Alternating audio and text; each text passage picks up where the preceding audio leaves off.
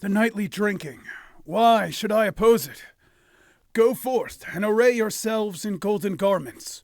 Clothe yourselves in shimmering vestments. My God, descend upon the water, into the beautiful glistening surface. He was as beauteous as a lovely water cypress, as lovely as the green serpent. Now I have left behind my suffering. I go forth, about to destroy. I, Yotsin, my soul is in the cerulean water. I am seen in golden waters. I shall appear unto mortals. I shall strengthen them for the words of war. My God appears as a mortal. O Yotsin, thou art seen here upon the mountains. I shall appear unto mortals. I shall strengthen them for the words of war. Xipe Totec. We've seen this name before on the channel. One of my favorite gods, not only because his name sounds cool and is fun to say, Xipe Totec, or the fact that his name translates to Our Lord the Flayed One, which is still metal as all hell, but because, above it all, he is a fertility god, and a god of health and rebirth. Literally being flayed and ripped apart, clashing with that image, but somehow working.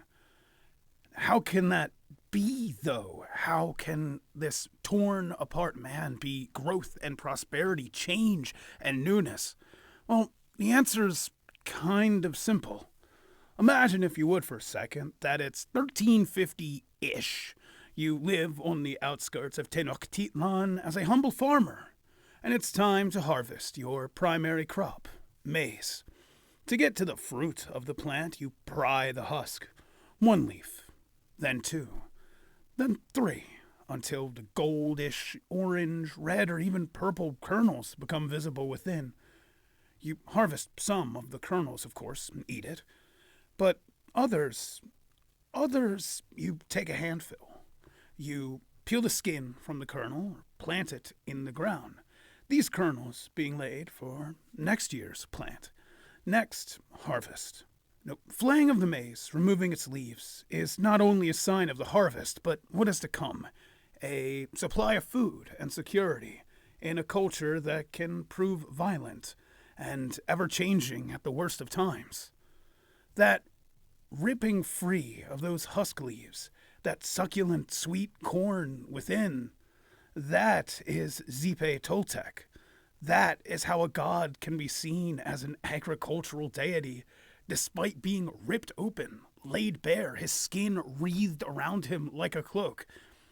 Of course, his flaying epithet also belies the war mentioned in the above hymn, the violence of ruthlessness and battle, where even flaying is allowed, so long as it means victory. Thus, the nature of the Aztecs, or the Nujal culture. As always, thanks for watching.